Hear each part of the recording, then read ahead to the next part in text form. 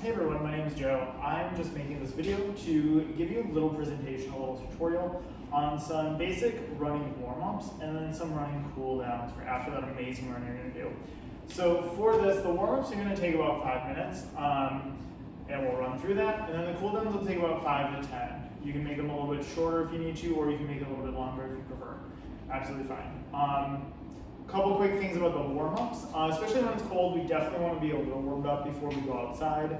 Whether that's, really you can do so many things. There's so many creators, there's so many online resources that have tons of things, and really, there's a smorgasbord of things that you can choose. So this is just kind of narrowing down some basic movements and giving you that and just making it pretty simple as much as possible. The other thing is in the winter or in the summer, when it's warmer out, it's not that warm-up drills aren't useful, but you can probably go out and just slowly jog for like 10 to 15 minutes and include that as your warm-up rather than doing a bunch of drills. And everyone's different. Sometimes there are injuries or things that you just prefer to do, or even rituals that you prefer to do, and that's absolutely fine. This is not to detract from that, and there are things that even myself that I do that are a little more injury specific that I need to be aware of, so that I will include in my own. And I don't do all of these every single time. I'll change it up, but these are the ones that I like and that I will pretty much go to or I think have benefit. Cooldowns, it's kind of the same thing. There's tons of different cooldowns. This is going to focus on some things that we use and how to just calm our nervous system down, stretch out some really tight muscles, and just kind of, it is nice to bring that down and just have ourselves, we to kind of like get our nervous system to relax after being elevated for a certain amount of time. So enjoy, and hopefully this goes well. Let me know what you think, if you have any thoughts, concerns. And again, this is not meant to replace anything you currently do, or to say that you shouldn't do something else, but just to give you an idea. So, for the first one, all the warm-ups are going to be about 30 seconds. You could go a little bit longer, you could even cut them down a little bit, but 30 seconds I think is a pretty decent time for a warm-up. So the first one we're going to do is butt kicks. So I'm going to do it a little bit, and then I'll start the timer. So butt kicks, I like to add in hands. So basically for this, instead of just drawing our knee back, where our knee is pointed down toward the floor, we're actually going to be driving our heel up, so our knee is pointing more forward. And then I like to add in my hands, because now I'm also getting my shoulders involved, and now when I'm running, I have that same mechanic. So again, drawing the heel up to my butt, but I'm actually drawing underneath my pelvis, because this is going to mimic how we run a little bit more than simply doing this. Our knees are actually flexing, our hips are flexing when we run, so we're adding some hip flexor work. There we go. And then we're going to do some gate swings. So I'm going to start on just my right for 30 seconds, and we're going to go in our back and forth. This does not have to be fast, it doesn't have to be like you're swinging it back and forth. But we want it to be controlled at least for a little bit, and then gain momentum like a pendulum. So we're feeling that hip flexor, and then feeling our glute on the extension, kicking our heel back. Your arm is also probably naturally going to move unless you hold a wall, or you can even move with you're holding a wall. Feel free to hold onto something. I'm just in the middle of a room and I don't have anything, and this is testing my balance. And this standing leg is slightly bent. Regardless if I'm holding or not. We're going to do the other side, same exact thing. And pay attention if one side is more stable than the other. You might notice that it is. I'm going to turn this way so I look at myself and the camera. And we're just going back and forth. You'll notice that my foot will turn out as I go back. That's normal, but we don't want it to be all the way out here. For this, we want it to go back and forth right behind our pelvis, right behind our hip. There we go. We're going to go for a couple more seconds. 3, 2, 1. Then we're going to do lateral. For this one, I'm going to grab, usually I'm near a couch or a wall for this. For now, I'm just going to use this foam roller. And we're going to stand. It's going to be at a slight angle depending on how tall you are and depending on how long your legs are. And then you're just going to slowly kick your leg back and forth, keeping the standing leg slightly bent, going in and out. Doesn't have to be a big move. And your chest can move a little bit. It doesn't have to be like perfectly rigid. You're using our obliques to twist. That's okay. When you're running, you're actually moving your torso back and forth a little bit. You want it to.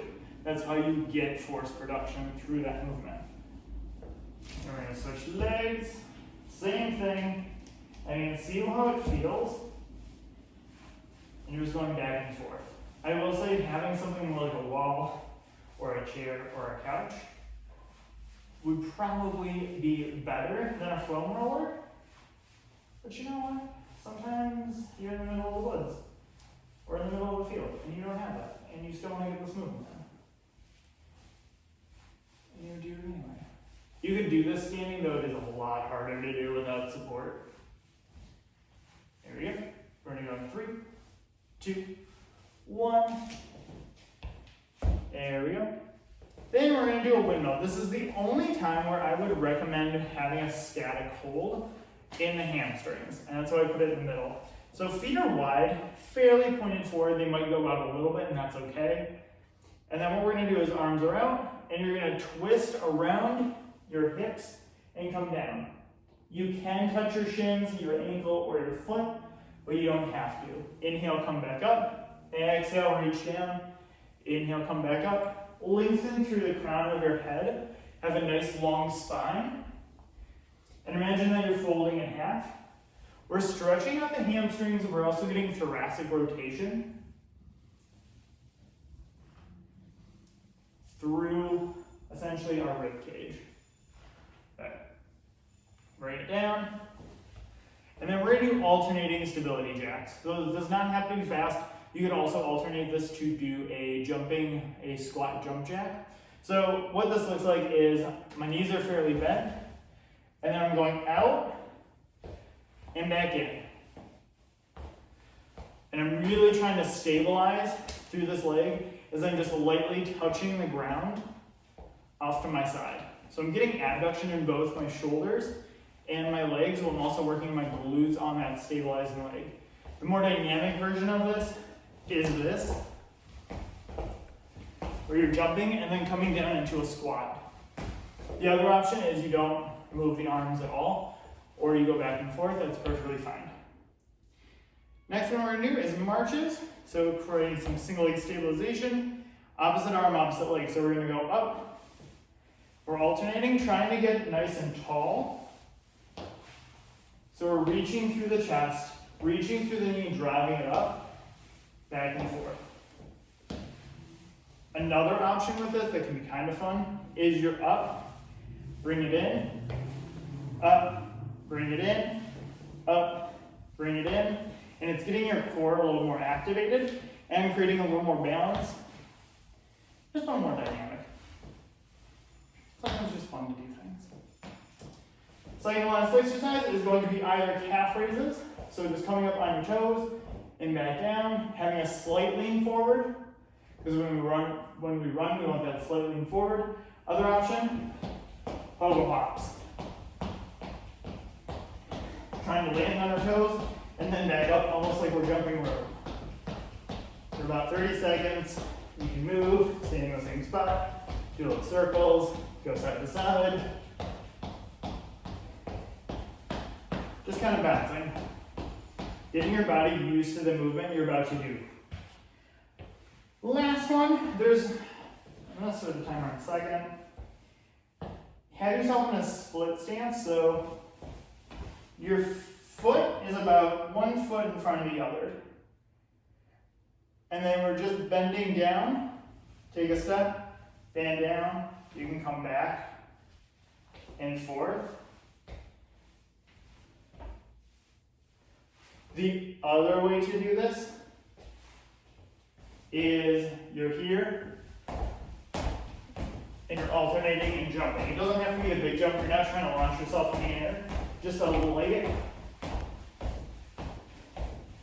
Now, if this feels like it's too much in the knees, go back to the step and then this. We're stretching our soleus and our calf with this motion. And this can be a lot, but it is a nice way to get the soleus and the gastroc warmed up. So that is the warm-up. So For the cool down, I'm going to start with standing and then we're going to move our way down. So you just finished your run, you're doing great. Cross your right leg over your left so that the knife edges of your feet or the outsides of your feet are pretty much next to each other. They might be a little off and that's fine. You're going to try to square your hips a little bit. If they're off, that's okay. And then you're just going to gently hinge at the hips. You can round your spine. And then you can either be supported on your legs, so maybe your thighs or your shins, not your knee. Slight bend in the knees. Or you can even touch your hips, if you can. If not, that's fine. And let yourself just hang here. For our warm-ups, we want a lot of dynamic movements. We want dynamic stretches. For our cool down, we can do more passive stretches, where we're just letting our body just stretch out from all the contraction and lengthening it's done. We're just giving it a little space to kind of let everything loosen up a little bit. These you can hold for about 30 to 60 seconds.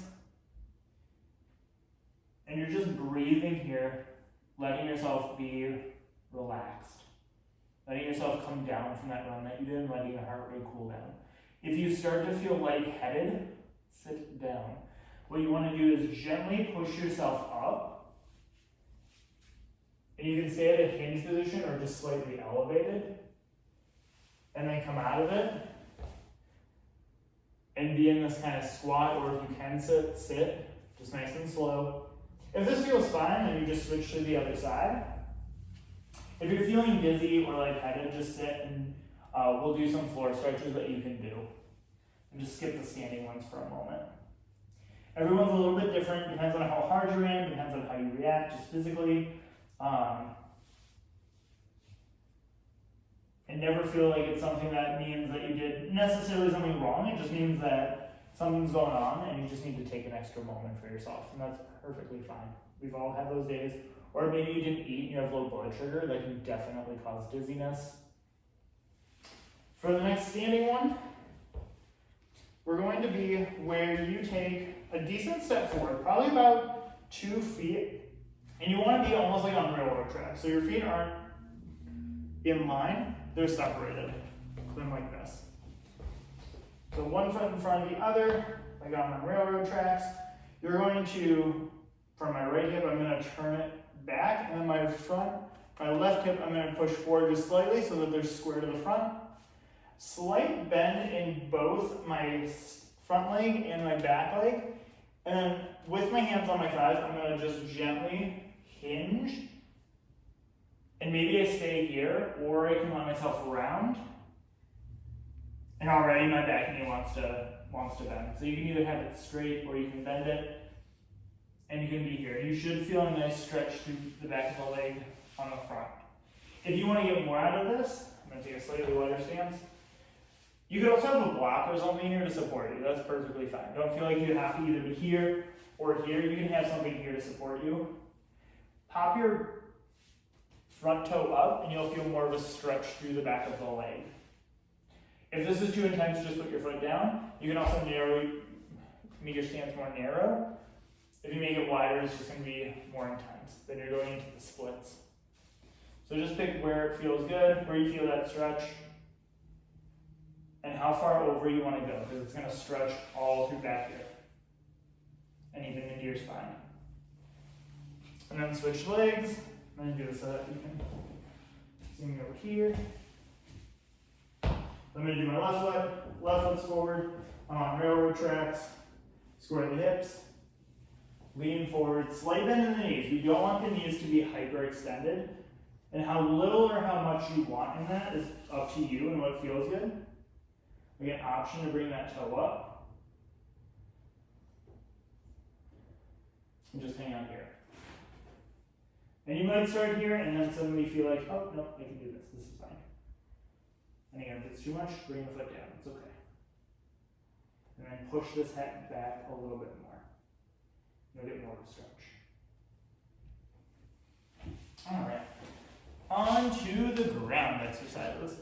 So, option to have like a yoga mat or a towel underneath. That can be extremely helpful. Put that front over. we're gonna do a lunge. So almost like how you were in pyramid.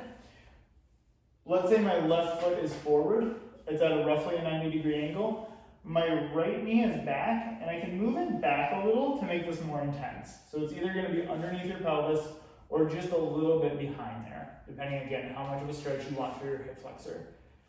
You're going to push your right pelvis forward, or the one that's on the ground forward. Lift your chest. To get more of a stretch, lift your right arm up, and then over slightly. And just hold it. If having this arm up is too intense, you can also bring it down so it crosses over the knee, and then gently lift and twist to the side that is up. And you'll still get a nice stretch through here, or you can also move it back and then push through your shin and lean forward, and you'll get more of a stretch through here as well. I'm going to just show you this on the left side just because it's easier to do it this way.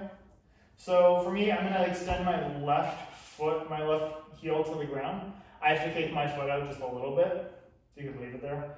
Pop your toes up, bring your toes back to the shin. Again, you can have something here like a block or something to stabilize you, foam roller. You're going to pull your left hip back and lean over. And here you can either keep a nice neutral spine, and it's going to make this more of an active fold. You can make it more passive and then let your torso come toward your thighs and just hang out here. It's still a stretch, you'll still get the benefits, just depends on what you want to go for. So active, you're here and you're really trying to lengthen through your spine. Passive, you're more relaxed. Either way, your toes are pointed, your heel is going into the floor. And it's almost like you're trying to draw your heel back just a little bit, keep a slight bend in this leg. Some of us with tight hamstrings, it might be more like this kind of a bend where it's very acute. Those who are more flexible, you might even be able to straighten it completely. That's not bad, but if you're prone to hypermobility, you might hyperextend, and that's a problem. So generally you want to have a nice little soft bend, just almost kind of like tap it so that it gently relaxes, and then you can stretch. If you need more, you can bring your toes up more, grab your toes and bring them back. Or you can push into your heel, and you can also rotate your foot back and forth. It can feel really nice because instead of just being in one muscle or one section of muscle being lengthened, you can actually kind of target the different hamstring muscles and the different posterior chain muscles and just kind of go back and forth, just like it. And then I'm going to switch sides, so the right foot's going to come forward. I'm going to push my left hip back just a little bit. Come up. Again, have something on your knees if this feels intense. Also, pushing into your shin is going to make, there's going to be less pressure on your knee. So we're going to push my left hip forward, raise the left arm up. And either I can just stay here, or I can bring it down and around and do a little twist. Especially if the shoulder doesn't like being up that much. And twist. Ooh. And I can tell you my left side is a lot stiffer than the right now. And again, you can move that foot, you can move this back, make sure it's directly behind your hip. Or you can move it forward. If it's too intense, move it forward a little bit. Perfectly fine. Sit up nice and straight. We're going to go into the half splits. Heel goes to the ground, pretty much in line with your hip. And then keeping that slight bend there, pull your right hip back, send the butt back slightly.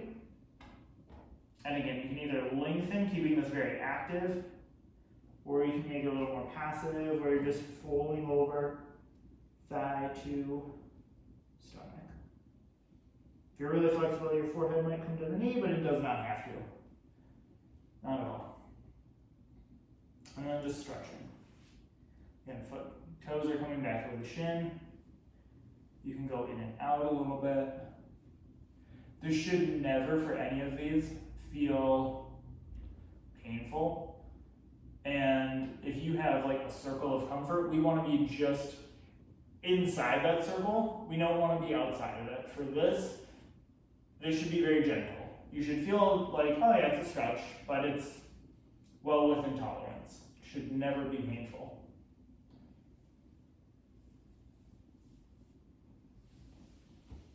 All right. Then we're gonna come down, and we're gonna do a little figure 4 stretch. So, figure 4, I'm gonna show you this way.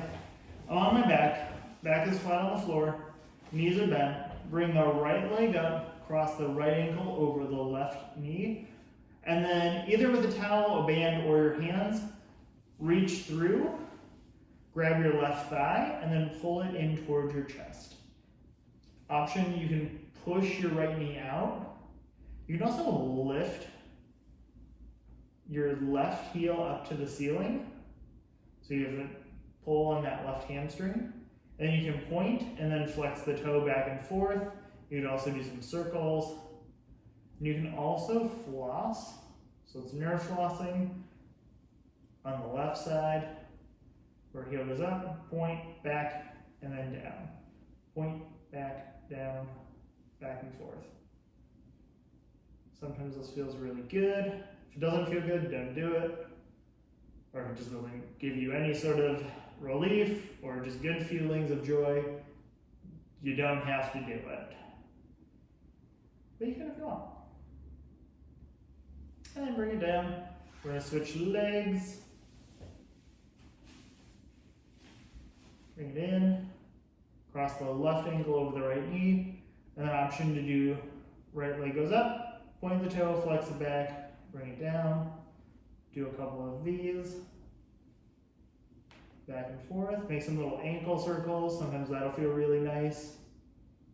One thing that I'll sometimes do is I will push I can't really see it here, but I will push my thumbs or my fingers into my hamstring a little bit, or just kind of squeeze my palms together, and then do this movement. And it just feels good, it just feels like a little massage. You can play around with that and see what feels good. You can also play with where your hand is. Some people can also grab their calves and do that. It's just a more intense stretch.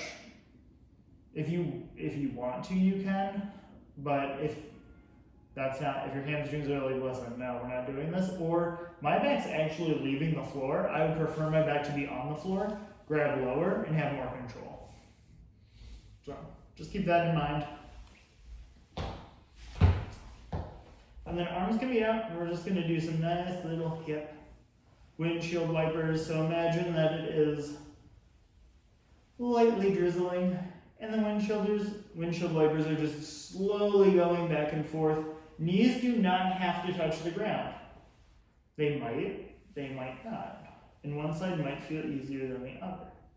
That's totally fine. You're just going back and forth.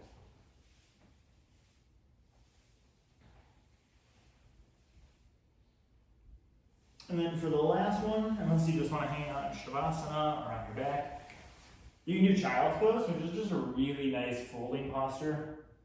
Head can be on the ground.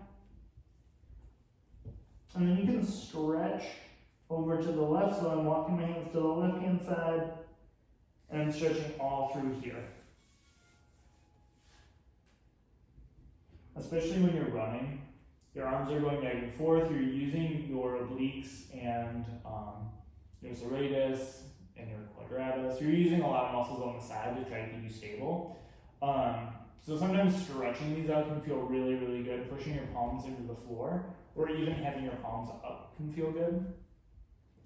And then we're going to hand the hands over to the right, same thing here. You can play around too with, moving your shoulder back and forth a little bit. Push or pull. Play around with it, see what feels good. If you're making minor, slow movements, most likely in this position you aren't going to do anything to hurt yourself. But just go slow, see what feels good. Again, we're never going to be in pain. That is not the goal. If you're in pain on something, stop doing it. That is at least the first rule of it. And then the second one is, what happened, and do I need to go talk to somebody about it? Again, you can flip your hands here, push them into the ground, just kind of releasing the lats. So the muscles in the back.